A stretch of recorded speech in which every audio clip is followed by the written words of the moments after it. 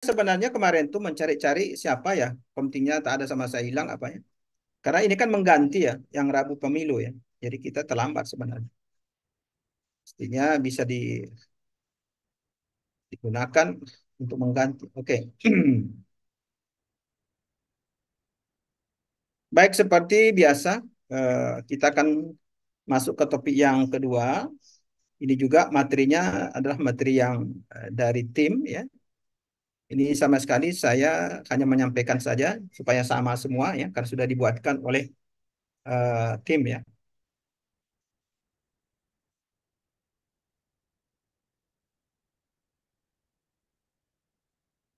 Oke. Nah, pertemuan kedua ini adalah kita masuk pada masalah klasifikasi terapi obat, masalah terapi obat dan penyebabnya atau yang kita sebut dengan drug-related problem menurut Cipolla ya, menurut Cipolla.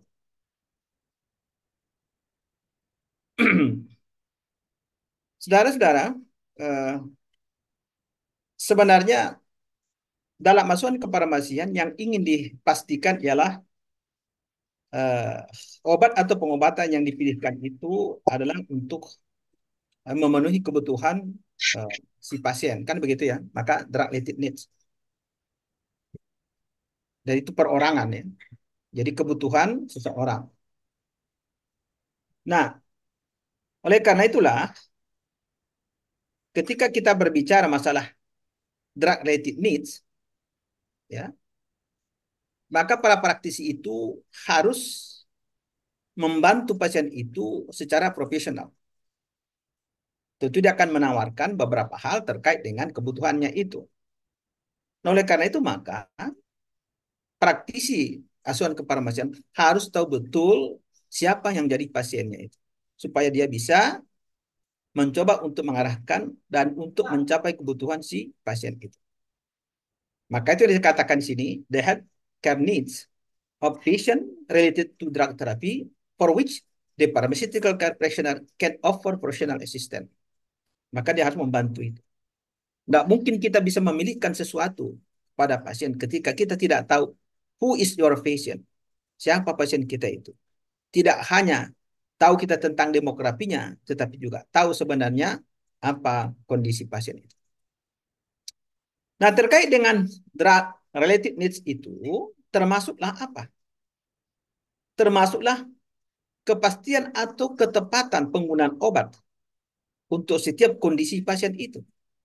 The appropriate use of the medication for each medical condition. Boleh jadi orangnya benar, pasiennya benar dari segi demografi, tetapi kondisi pasien itu tidak sesuai dengan obat yang kita pilihkan. Boleh jadi tidak sesuai dengan indikasi. Itu yang pertama. Nah, yang kedua adalah obat yang kita pilihkan itu harus efektif untuk indikasi yang kita pilihkan itu. Jadi indikasinya benar, kondisinya benar, dan yang ketiga aman. Aman obat yang kita pilihkan itu. Dikatakan the safest drug regimen possible.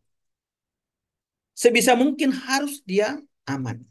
Karena ada dua hal terkait dengan pengobatan atau pemberian obat. Satu, aman dia dan manjur. Manjur saja tidak cukup, aman saja tidak cukup. Harus dua-duanya. Paling tidak itu. Tiga, yang keempat adalah willingness and ability to patient comply. Dan dia memang mau dan mampu untuk mengikuti apa yang kita berikan itu. Jadi the willingness and ability of the patient to comply with the instruction for taking of medication. Dia patuh dengan apa yang kita arahkan. Patuh yang disampaikan oleh dokter itu. Meskipun kita cross check dengan apa yang diaturkan, yang di direction of dokter itu. Itu dia ya. Jadi comply, dia uh, patuh dan mau mengikuti. Itu kuncinya. Oke, kita lanjut.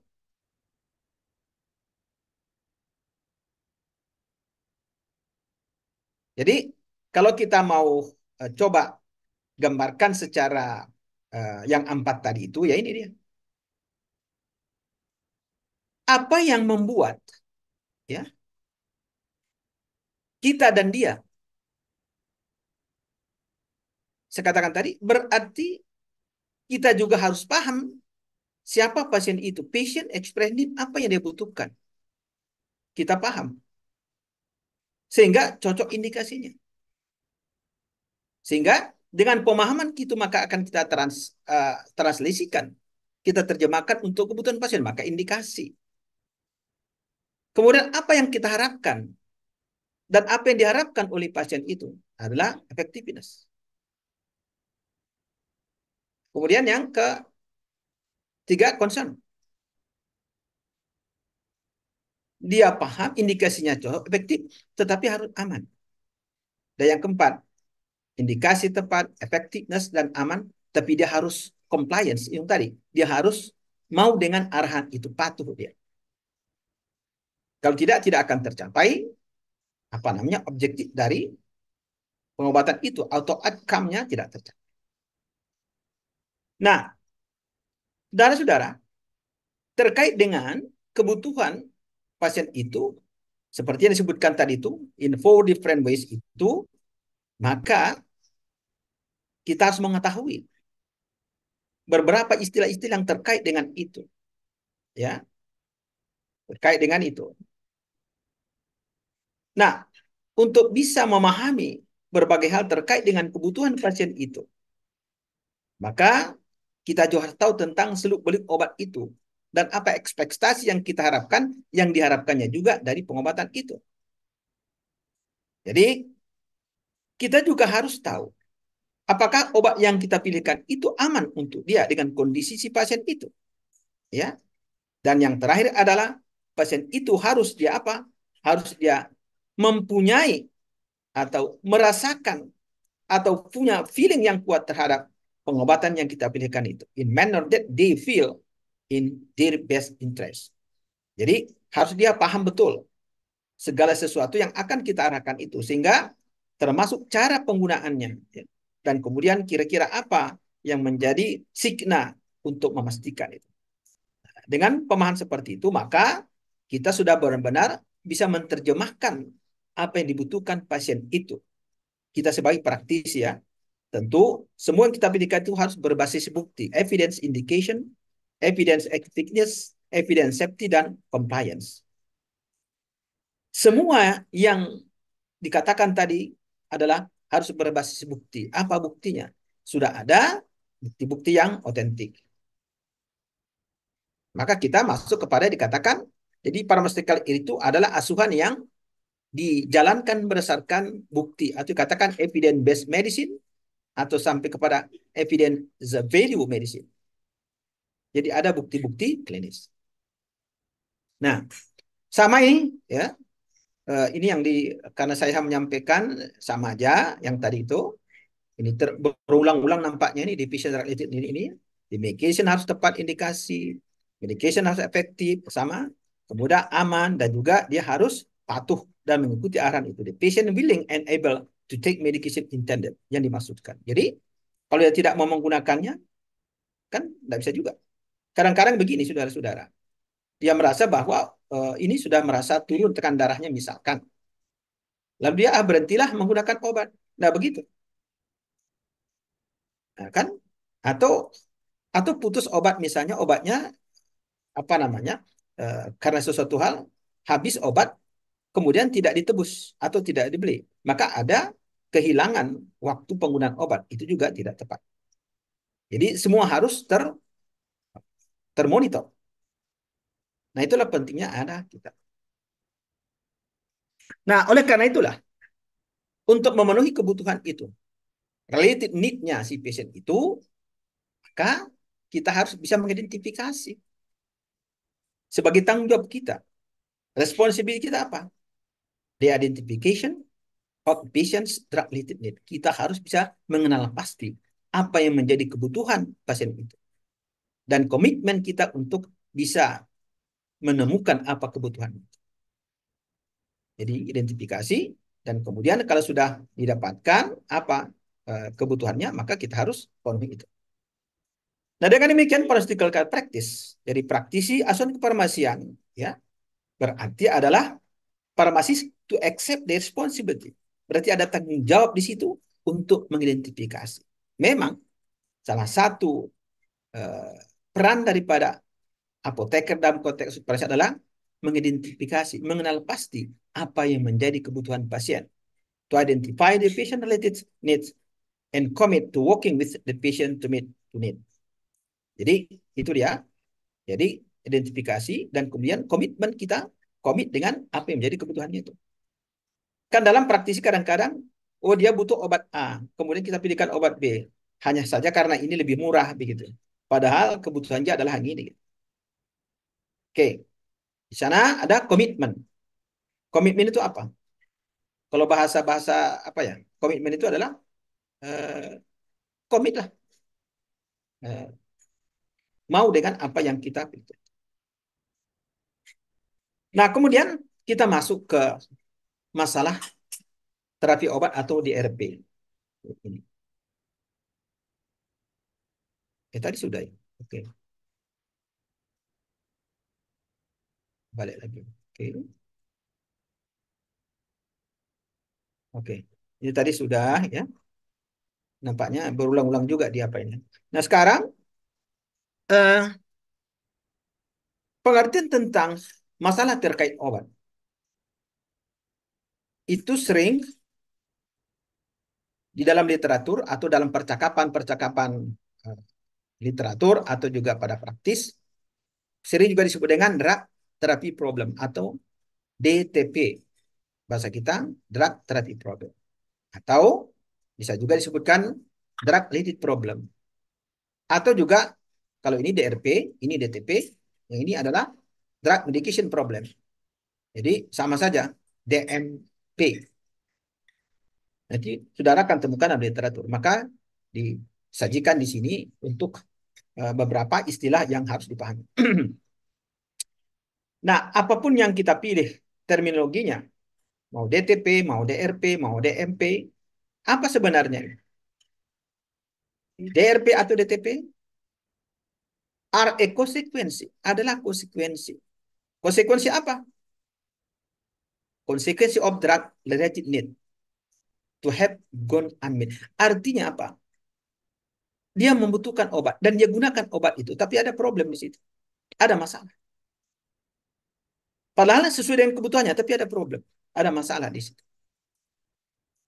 Nah, masalah itu harus kita selesaikan. Dan harus kita temukan, harus kita identifikasi. Nah, itulah menjadi yang dikatakan the year central to pharmaceutical practice. Itulah menjadi tumpuan daripada asuhan kefarmasian itu. Untuk mengidentifikasi, menemukan, dan mencari solusi dari DRP, DMP, atau DTP. Untuk bisa meningkatkan atau menemukan outcome terapi yang diharapkan dari si pasien itu. Sehingga sesuai dengan kebutuhan si pasien atau related need-nya. Related need. Nah, karena apa, saudara-saudara? Karena DEP itu atau DTP itu adalah sebetulnya satu peristiwa yang tak diinginkan, undesirable. Kan tidak diinginkan itu. Kalau masalah kan tidak diinginkan sebenarnya. Masalah yang dia alami oleh pasien itu ketika dia menggunakan obat itu. Sehingga ada masalah, sehingga tidak tercapai apa yang menjadi goal terapi itu. Apa yang maksud dengan goal terapi? Berarti ada tidak sampai ke tujuan pengobatan. Itu dia. Jadi kalau ditanya apa sih DRP adalah satu peristiwa, satu kejadian atau peristiwa terjadinya atau pengalaman si pasien ya ketika dia menggunakan obat sesuai dengan kondisi medisnya tetapi tidak tercapai atau mempengaruhi goal terapi itu. Tidak tercapai. Bagaimana supaya tercapai? Maka diperlukan asuhan kefarmasian oleh praktisi.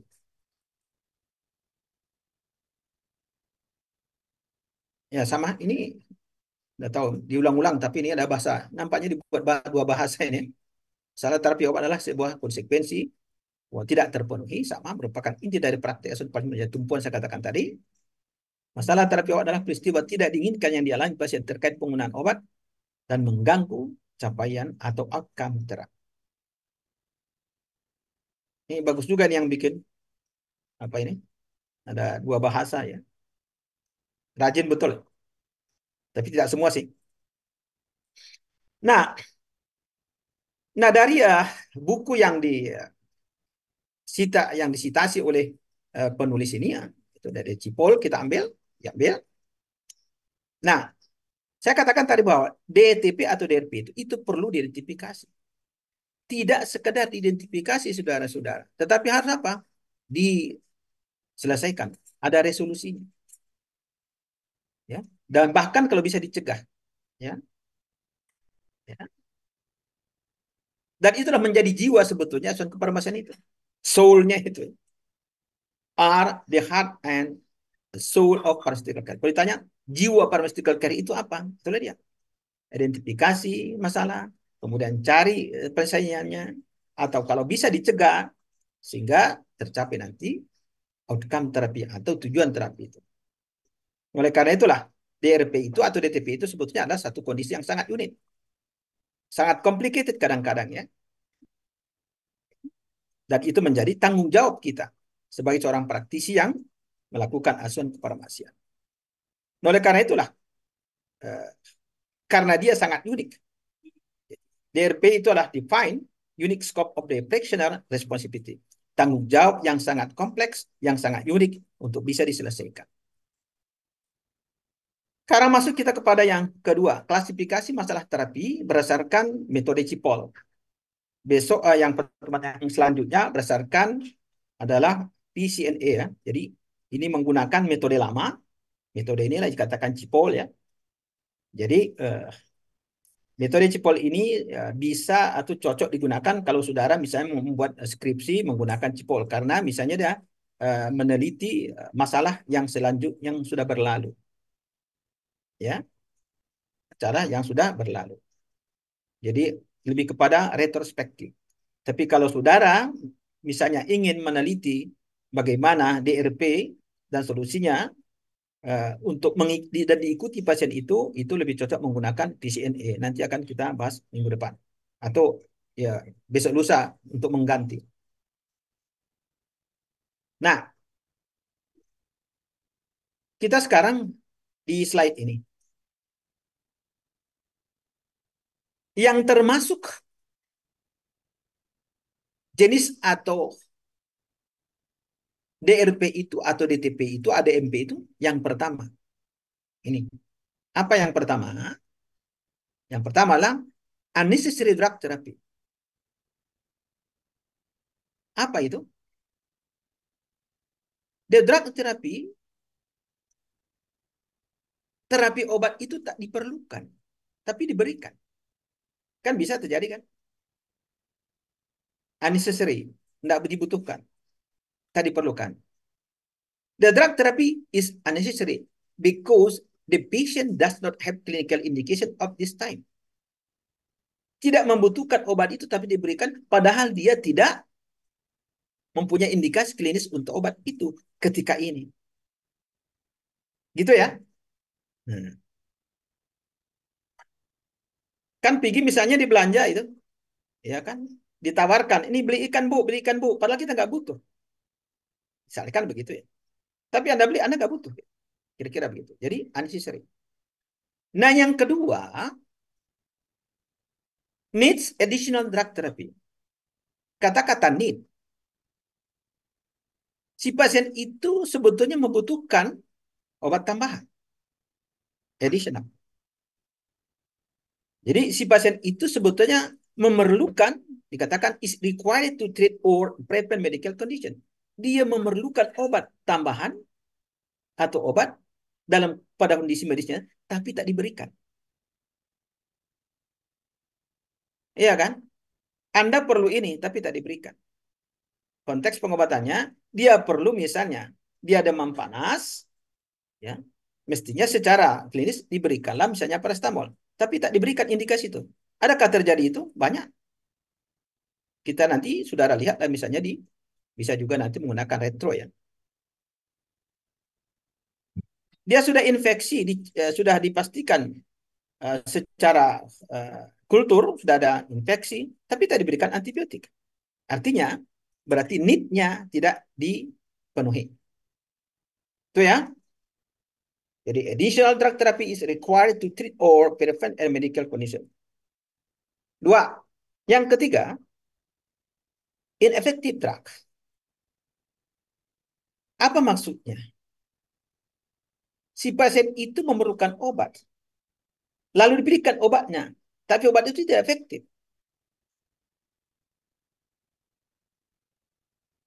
Jadi itu dikatakan the drug product, obat yang kita berikan itu is not being effective, tak efektif untuk memenuhi respon yang dia butuhkan itu.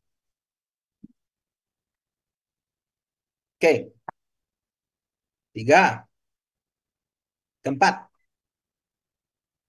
Obatnya oke, obatnya oke, semuanya sudah ini, tetapi dosisnya terlalu rendah.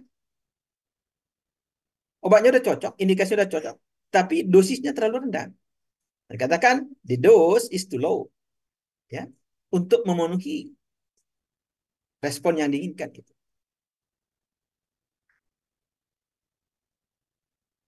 Ntar ya, minum dulu ya. Udah sarapan? Belum ya? Saya minum dulu.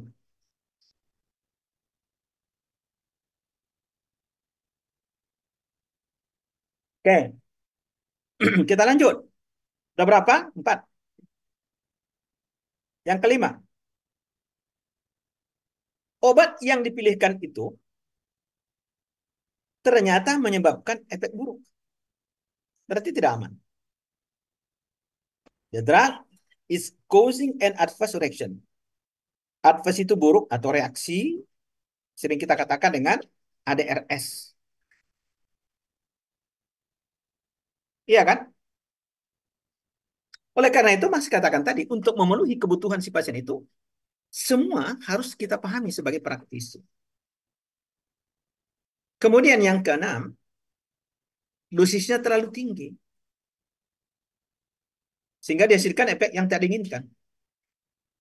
The dose is too high, resulting in undesirable effect. Kan obat kan punya takaran, ya. Ternyata misalkan di resepnya itu terlalu tinggi. Adakah kejadian misalnya salah kalkulasi dosis? Banyak. Itu makanya dalam konteks farmakologi dan pharmaceutical care, si apoteker harus mencari tahu betul, memastikan dosisnya adalah benar. Jadi muncul muncul efek samping yang tak diinginkan, ya, undesirable. Yang ke selanjutnya, non compliance. Ini masalah-masalah dengan kita yang ke atas, dosage, adverse. Yang keenam ini adalah pasien yang bermasalah, tak patuh dia. Jadi the patient is not taking to drug regimen appropriately. Adalah si pasien itu tak menggunakan obat itu dengan tepat sesuai dengan arahan. Bu, nanti minum sebelum makan 1 jam. Dia makan ketika makan. Bu, nanti setelah makan 2 jam, dia gunakan pada makan. Jadi dia tidak mematuhi itu. Oke, oke bisa dilanjut. Sekarang kita masuk ke selanjutnya.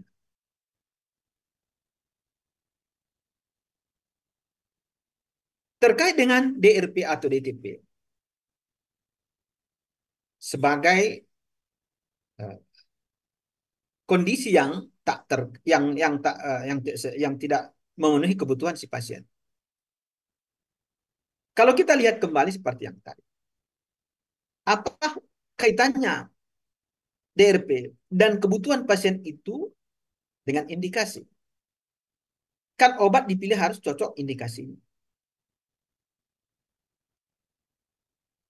Kalau indikasinya harus cocok, apa yang jadi masalahnya? Indikasi masalahnya apa? Berarti yang tadi itu unnecessary drug therapy. Berarti obat yang dipilih tidak sesuai dengan kebutuhan. Atau boleh jadi need additional drug therapy. Perlu obat tambahan tak diberikan. Misalnya dia menggunakan obat katakan metformin atau obat-obat yang merangsang lambung dan kemudian terjadi ulcer atau misalnya terjadi peningkatan lambung. Tapi tak diberikan misalnya eh, apa namanya antacid Kan diperlukan need additional drug therapy. Nggak diberikan. Akhirnya apa? Dia tidak patuh menggunakan obat. Oh, ini bermasalah pada perut. Misalnya seperti itu. Kan sering terjadi. Atau ketika orang diberikan obat, kemudian ternyata terjadi Stephen Johnson syndrome. Terjadi ruam-ruam yang sangat parah dan mungkin terjadi alergi, tapi tidak berikan anti alergi. Needs additional drug therapy, maka itu jadi problemnya. Kalau terkait dengan kemanjuran atau effectiveness, boleh jadi karena apa? Kalau kita break yang tadi itu, obatnya tidak efektif. Yang nggak efektif kan, inefektif drug yang dipilih kan. Atau misalnya dosisnya terlalu rendah, ya tidak efektif lah. Keamanan tadi, aman itu bisa dilihat dari dua aspek. Misalnya terjadi reaksi obat merugikan. Atau juga karena dosis terlalu tinggi. Kan juga akan bermasalah. Compliance, ini adalah sebenarnya ada dua hal yang perlu Anda pahami. Apa beda compliance dengan adherensi? Compliance. Saya menggambarkan analoginya begini. Mudah-mudahan cocok.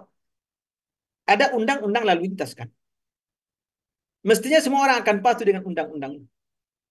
Tapi ketika di lampu merah Anda, ada polisi, Anda patuh. Terpaksa. Patuh. Karena ada polisi. Tapi ketika tidak ada polisi, Anda terabas saja itu lampu merah. Berarti Anda tidak patuh dan tidak compliance. Tapi ada tidak ada polisi, Anda patuh menunggu sampai lampu hijau, baru Anda dikatakan compliance. Kan begitu? Mudahnya begitu. Oleh karena itu kadang-kadang compliance itu lebih kepada arah etik. Sekarang kan banyak kita melanggar etik. Saya kan nggak melanggar hukum. Padahal etik itu lebih tinggi lagi daripada hukum. Itu mudah-mudahan cocok. Ya. Baik, kita lanjutkan apa yang di slide ini.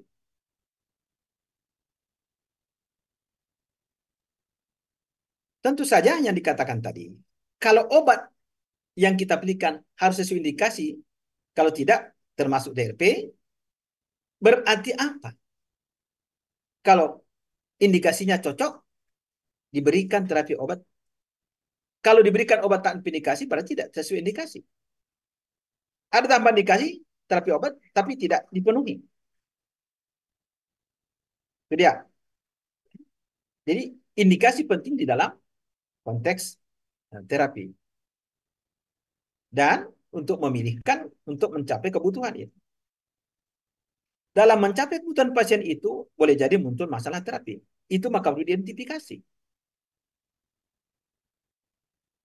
Efektif? Iya. Indikasi saja cocok, kalau efektif, tidak juga. Kalau dikatakan efektif berarti apa? Kalau tidak efektif berarti obat sesuai dengan kebutuhan. Boleh jadi karena obat terlalu rendah tadi dosisnya.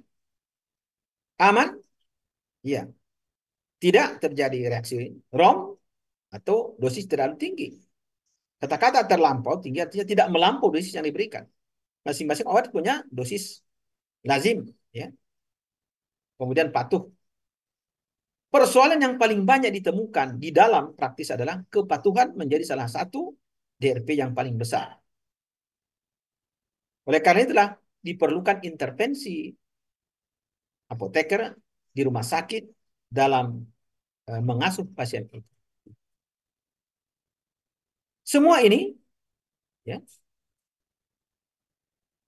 dan di sini sudah lihat kalau misalnya warna merah, itulah kebutuhan pasien. Sesuai indikasi, efektif, aman, patuh. Kalau yang ini berarti masalah.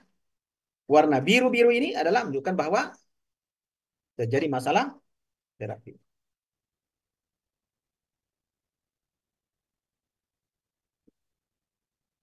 Jadi di dalam carata ini, di dalam skema ini, apa yang kita sampaikan tadi itu adalah ini dia, dibuat dalam bentuk skema indikasi, ya.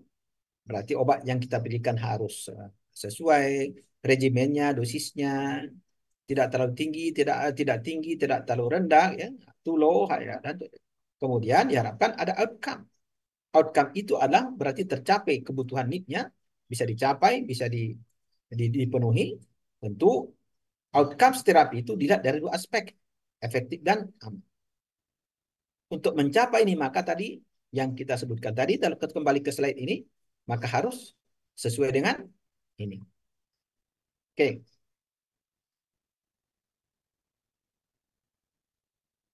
Nah, ini ada apa ini? Inilah menjadi struktur dasar daripada uh, farmakoterapi work up, ya. In order for practitioner to evaluate. Nah, oleh karena itulah praktisi asuhan kefarmasian harus menilai, ya, apa yang dinilai, kemanjuran atau effectiveness dan juga keamanan dari obat yang dipilihkan pada pasien itu. Oleh karena itulah praktisi itu mestilah memahami apa yang dia harus paham. Kalau kita lihat ke sini, maka the practitioner must, yang dia nggak pakai be, must be. Kalau must be itu memang harus sangat kuat.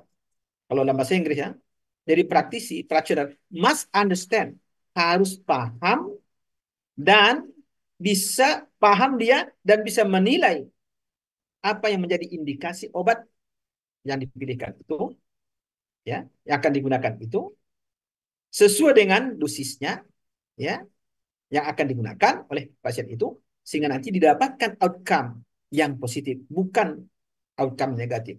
Tetapi bisa saja outcome-nya negatif kalau memang tadi itu tidak aman dan tidak efektif. Kalau negatif, ya tidak terobati penyakitnya atau makin parah. Atau ada penyakit tambahan lain karena penggunaan obat itu. Karena tidak dipastikan semuanya yang kita sebutkan tadi.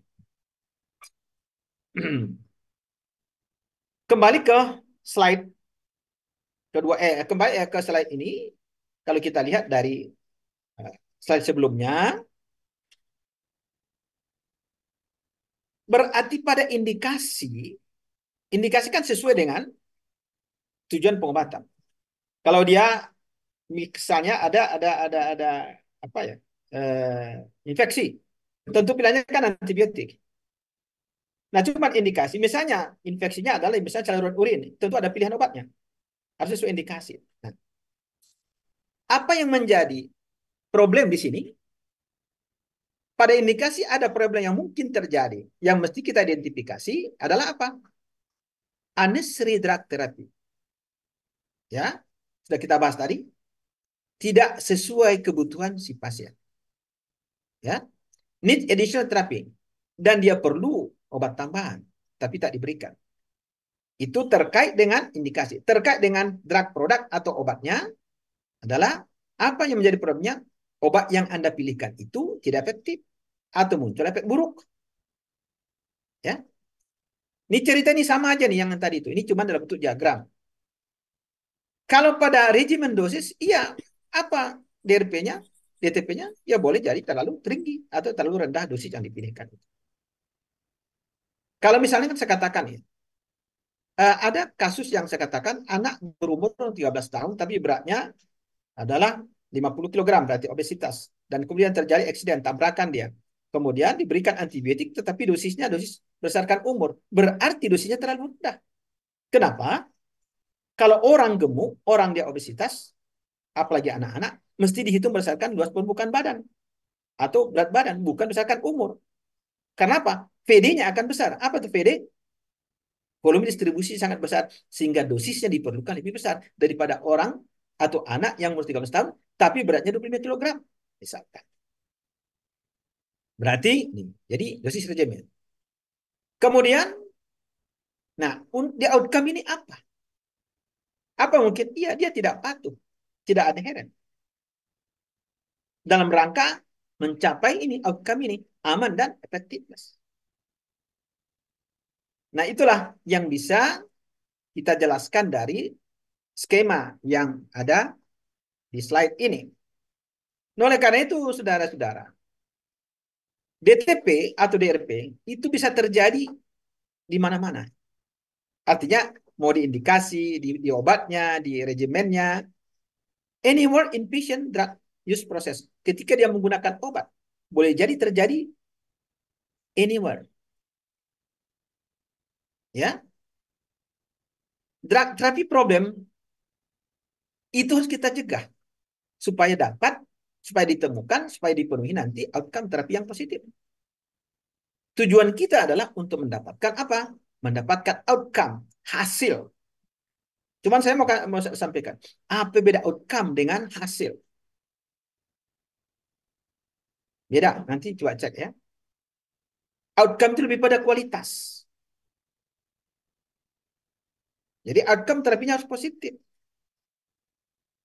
Nah, oleh karena itulah dikatakan all of this drug therapy problem, anywhere yang tadi di mana-mana pun terjadinya problem itu must be identified, mesti kita identifikasi, kenal pasti.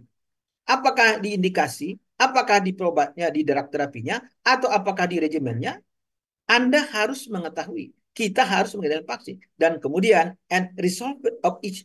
Dan selesaikanlah setiap persoalan itu untuk memenuhi kebutuhan si pasien itu.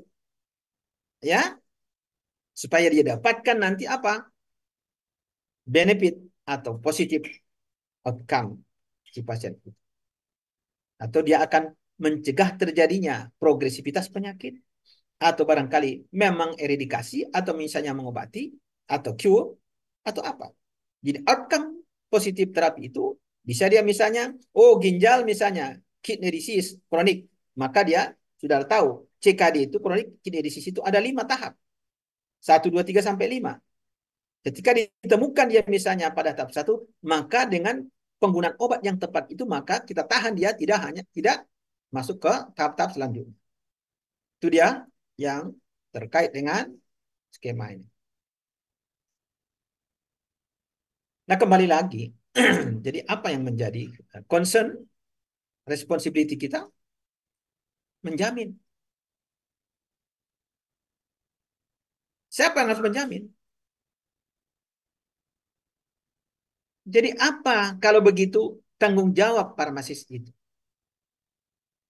To ensure that all patient drug therapy adalah tanggung jawab kita, harus menjamin, memastikan bahwa semua obat yang digunakan pasien itu tepat indikasi. Apalagi efektif. Apalagi aman. Kemudian dia patuh. Nah, itulah tantangan besar kita. Maka di dalam banyak literatur dikatakan itu, pentingkah apoteker ikut di dalam atau kolaborasi dengan para dokter dan juga perawat itu untuk memenuhi kebutuhan pasien terkait dengan banyak penting. Karena kita akan lakukan intervensi. Ya, ada tugas kita untuk menjamin bahwa obat itu harus mencapai kebutuhan dia atau outcome terapi. Kita perlu apa? Karena ada RP. Kemungkinan akan DRP. Sangat mungkin terjadi, berpotensi, bahkan aktual. Oleh karena itu, kita identifikasi, lalu kita berikan jalan keluar. Ini harus begini. Interaksi misalnya, salah satu DRP yang mungkin terjadi, ya, ketidakpatuhan termasuk adalah DRP. Bagaimana supaya patuh dia? Nah, itulah responsibility kita menjamin. Ya. Oleh karena itu, kita tidak bisa melakukan penyelesaian, memecahkan persoalan-persoalan DRP itu kalau kita tidak lakukan identifikasi. Tentu nanti ada farmakoterapi walk-up-nya untuk mencari tahu tentang identification, resolution, and prevention of drug therapy problem. Itu menjadi salah satu tugas daripada asuhan kefarmasian yang akan kita lakukan. Nah, sama dengan yang tadi juga, the patient drug related need. Untuk memenuhi kebutuhan pasien itu, ya, dalam konteks penggunaan obat itu, semua obat yang kita pilihkan itu harus tepat indikasi, kemudian efektif, aman, dan juga dan dia willing to comply. Mau dia mengikuti arahan kita itu. Ya. Ini tentu this is possible through the identification. Maka untuk bisa memenuhi yang di atas tadi, maka kita identifikasi cari solusinya, dan kalau penting, kalau perlu, atau sebisa mungkin mencegah tidak terulang lagi ke depannya DRP itu.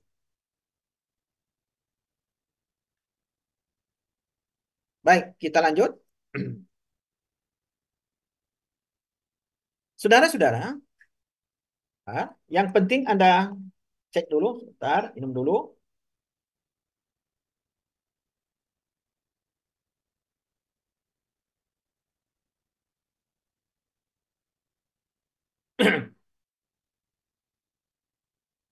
Problem terpikir DRP, DRP atau DTP itu bukan masalah medis. Medis urusannya dokter. Kita adalah terkait dengan obat. Kalau problem medis itu apa? Kondisi sakit, gangguan fisiologis yang telah dibuktikan melalui bukti-bukti klinis. Misalnya ada cedera akibat satu penyakit atau injury. Misalnya gagal jantung, coronary artery disease itu kan masalah kondisi. Tapi ketika dipilihkan obat untuk coronary artery disease, maka di situ masalah terkait obat akan bisa terjadi. Nah, problem terapi terkait obat adalah masalah pasien yang diakibatkan oleh obat ataupun oleh segala sesuatu yang terkait dengan pemberian obat. Jadi harus pastikan, harus bisa membedakan apa bedanya problem medis dan problem terkait obat.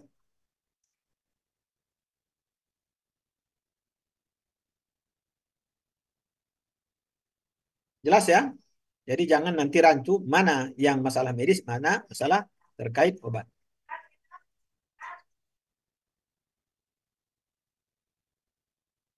Nah, jadi saudara-saudara, meskipun ada kesinambungan, ada hubungan yang erat, masalah terkait obat boleh jadi terjadi karena ada masalah terkait medis. Seolah-olah dikatakan merupakan tindak lanjut dari problem medis itu. Kan kita tidak akan menggunakan obat misalnya kalau tidak ada masalah medis. Padahal tadi kan adalah kita berikan obat itu harus sesuai dengan need-nya, kebutuhannya. Berarti kebutuhan kondisi medis itu. Nah, oleh karena itu, asuhan kefarmasian itu, penggunaan obat itu adalah bersifat individual karena need-nya seseorang yang akan kita penuhi. Kita tahu bahwa kaitan-kaitan problematerapi terkait obat dengan problem terkait dengan medis adalah berarti kalau salah diagnostik oleh para tim medis, boleh jadi akan menjadi masalah nanti terkait obat. Iya kan? Nah, oleh karena itu, yang dikatakan dengan masalah medis berarti penetapan kondisi, misalnya hipertensi, itu dengan diagnosis. Bagaimana menegakkan seorang itu hipertensi, itu urusan-urusan diagnostik medis. Lalu, kalau hipertensi contohnya, lalu ditetapkan hipertensi, katakan misalnya, dia sudah masuk pada stage 2, sudah 100 sekian sampai sekian, lalu dipilihkan obat antihipertensi. Tentu harus aman, efektif, berkualitas, dan terjangkau. Ya, ya, adalah problem terkait dengan obat. Kalau misalnya antihipertensi yang dipilihkan itu tidak memenuhi kebutuhannya, tidak menurunkan tekanan darahnya, boleh jadi ada masalah. Sudah pasti ditegakkan hipertensi, tapi kita diberikan oleh dokter obat, dipilihkan. Ternyata tidak terkontrol tekanan darahnya, berarti ada something wrong. Maka perlu kita lakukan identifikasi. Di mana? Apakah dosisnya terlalu rendah? Atau misalnya dia sudah mengalami hipertensi resistensi, obat yang dipilihkan tidak sesuai. Oleh karena itu kita menjadi penting untuk memahami. Lalu nanti akan bisikan masukan kepada, oleh karena sudah kolaborasi dengan para dokter. Nah, ini meskipun dikatakan masalah obat berbeda dengan masalah medis, tapi itu tak bisa dipisahkan dalam konteks terapi.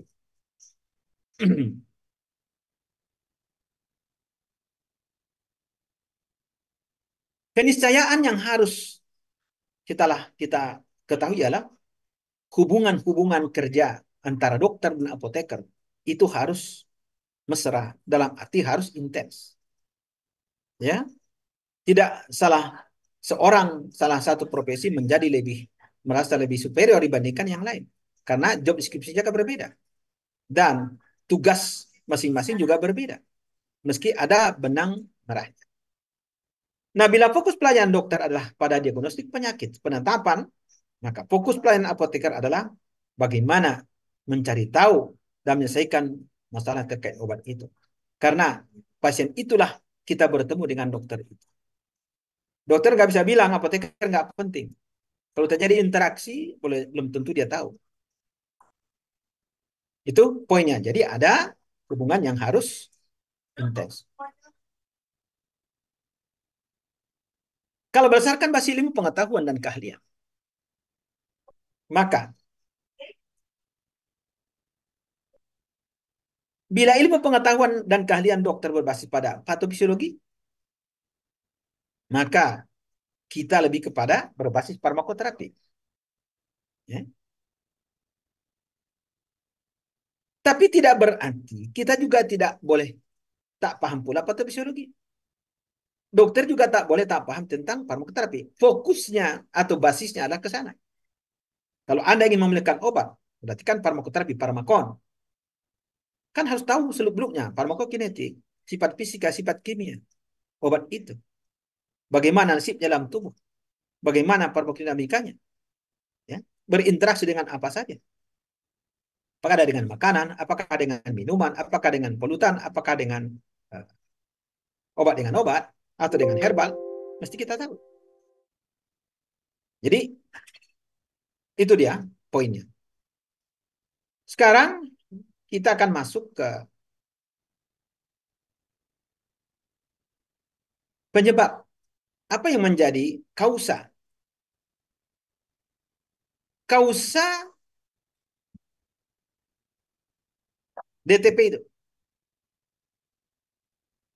Penyebab. Nah, di dalam matrik ini, yang disadur dari Cipole ini,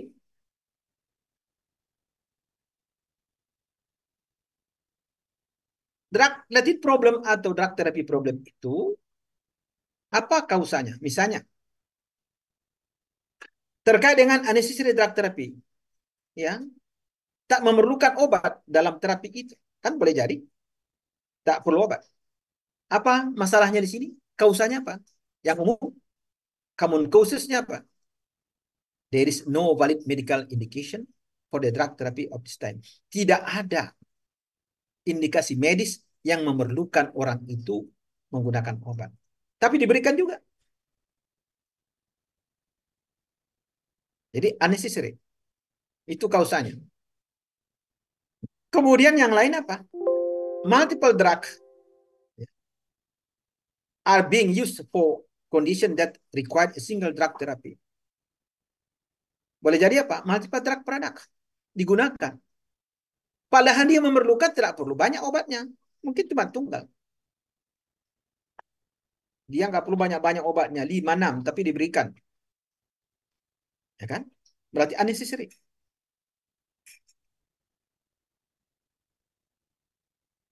Kan gitu. Memang ini jadi persoalan. Kadang-kadang orang diberikan misalnya obat TB, misalnya antibiotik ya. Ya kan? Lalu berikan vitamin. Ini hati-hati. Kalau apoteker tidak ngerti, oh ini kenapa ditambahkannya vitamin untuk apa? Ini kan berarti unnecessary. Anda harus tahu. Sebagian vitamin akan dikurangkan oleh pemberian antibiotik. Sehingga kadang-kadang diberikan antibiotik. Itu perlu tambahan. Oke, itu persoalan lain. Apalagi yang ketiga? Yang ketiga, the medical condition is more appropriately treated with non-drug. Bahkan kondisi medis orang ini lebih tepat ditangani tak perlu menggunakan obat. Non-drug.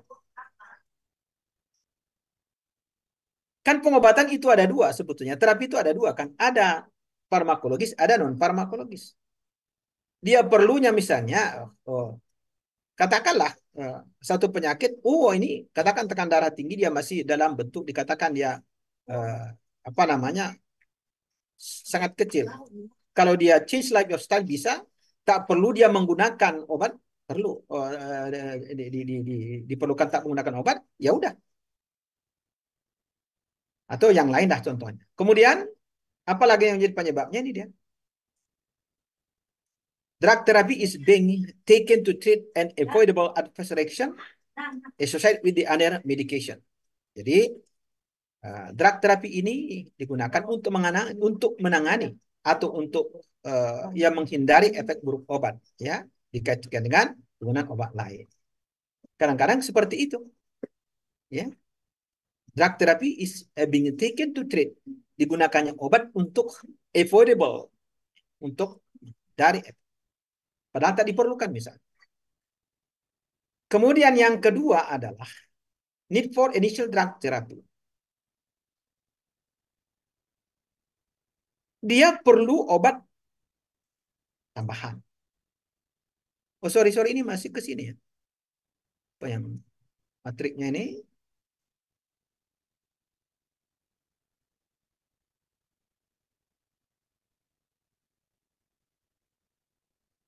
Drug ini kemana? Drug abuse ya. Ini oh ya salah menggunakan obat, alkohol, smoking menyebabkan problem. A medical condition require initiation of drug therapy.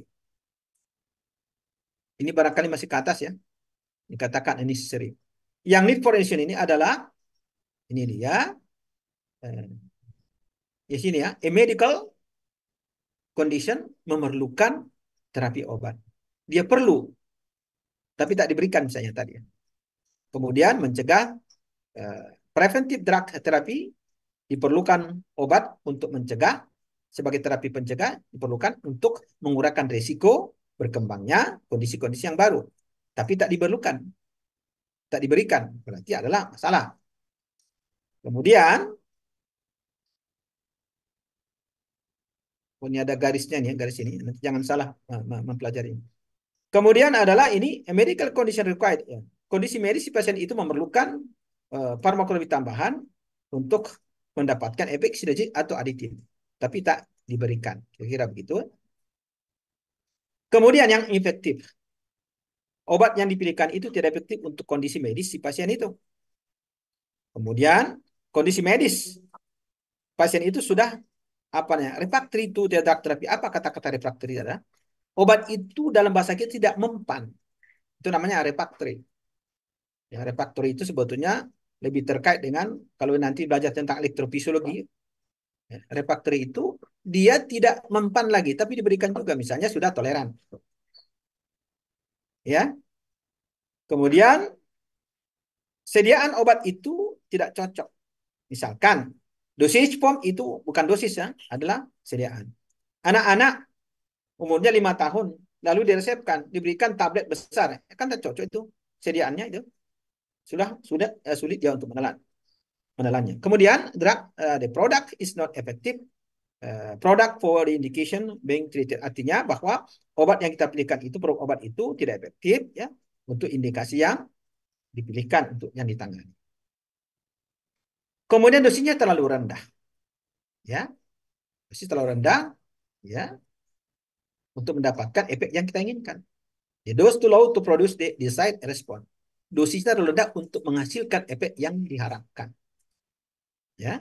Apalagi kausanya, ya, dose interval to infrequent to produce a desired response. Interval dosisnya itu uh, terlalu sering. Kemudian interaksi yang mungkin terjadi, ya. Kemudian durasi terapi terlalu singkat untuk menghasilkan efek yang diharapkan. Obatnya, eh, regimennya misalnya dikatakan 1 bulan, tapi dia berhenti misalnya 14 hari. Misalkan orang diberikan misalnya anti anti kolesterol, ya kemudian berhenti dia per 10 hari, nggak mungkin diperlukan 1 bulan misalnya untuk melihat apakah obat itu menurunkan gula darah kolesterol atau enggak. Kemudian adverse drug reaction. Apa kausanya? Obat yang dipilihkan itu, produk obat itu menyebabkan efek yang tak diinginkan, undesirable reaction, ya, yang tidak terkait dengan dosis. Nah, ini saya mau berikan sedikit penekanan. Adverse reaction itu, atau disingkat dengan ROM, reaksi obat merugikan itu, ada yang dikatakan terkait dengan dose related, ada yang tidak terkait dengan dosis. Ya. Atau dikatakan apa nah, tidak terkait dosis, non dosis. Nah, kalau terkait dengan dosis, maka dikatakan adalah augmented. Ini dia bizarre.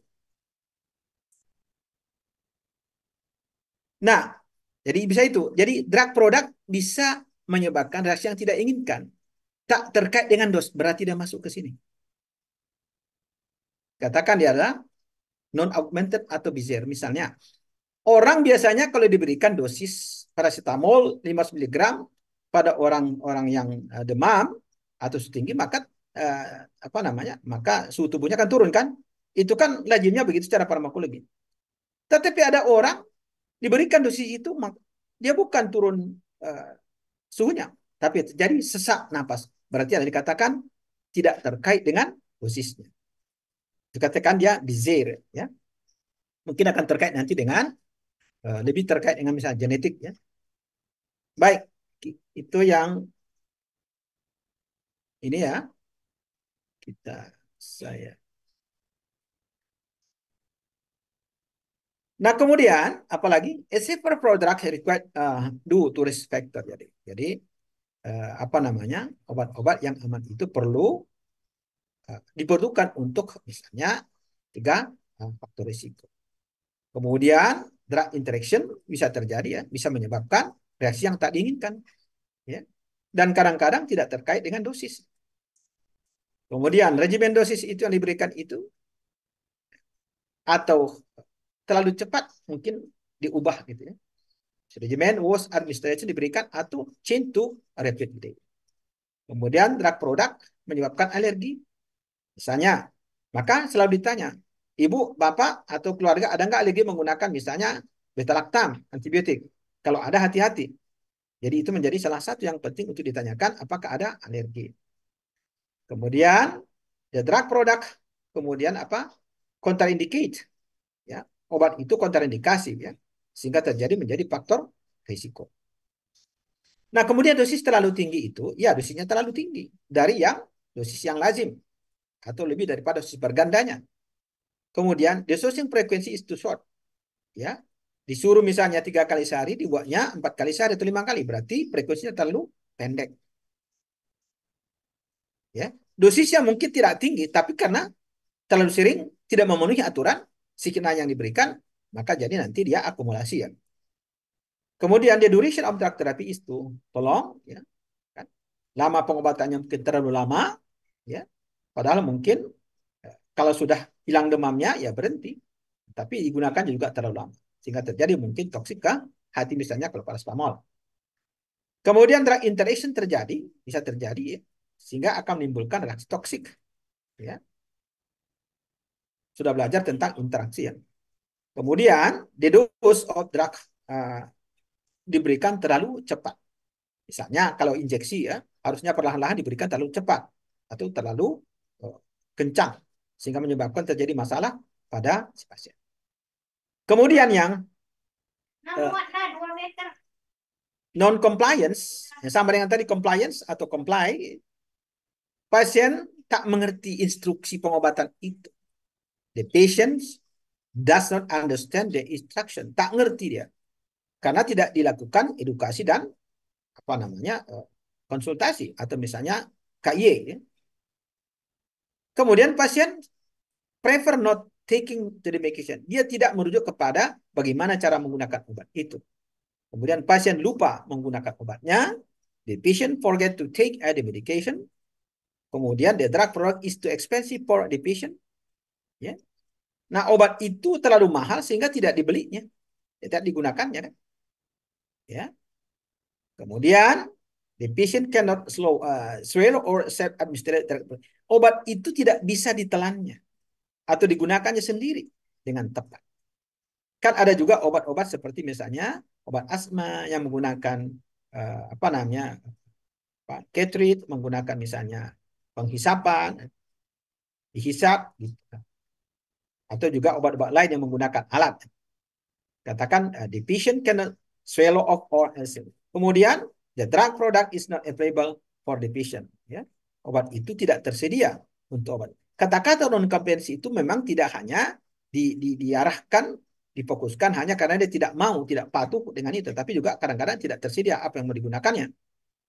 Nah, itulah beberapa yang terkait dengan jenis-jenis DRP yang ditunjukkan di dalam slide kita ini dan dan penyebab masing-masing dari item-itemnya.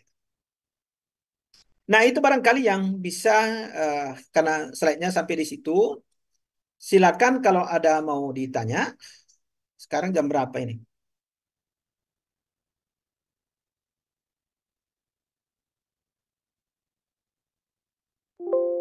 Ya, sekira ya itu.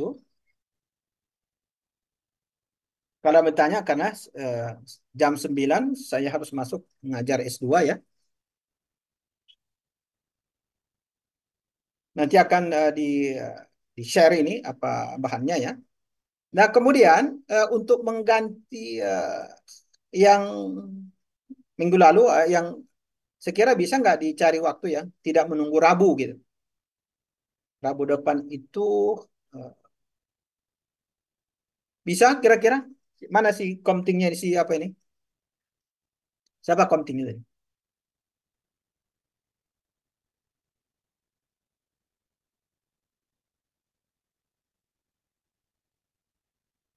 Kapan bisa diganti? Kelihatannya juga kita mungkin harus harus juga apa ini? Karena Rabu minggu depan, minggu tanggal apa?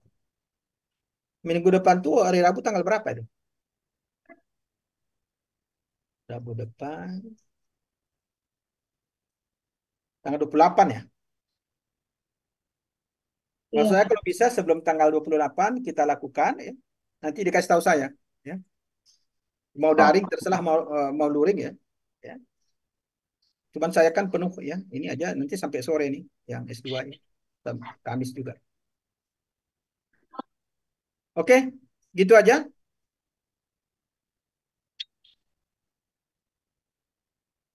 Baik, yang tadi kalau ada yang belum absen ya nanti saya akan cek nanti, kirim saja ke saya ya siapa-siapa kalau saya mau masuk yang S2. Oke, kalau tidak ada kita akan padakan ya. Oke, terima kasih ya, atas ininya. Kita tutup ya. Assalamualaikum warahmatullahi wabarakatuh dan selamat pagi. Terima kasih, Pak. Terima kasih, Pak.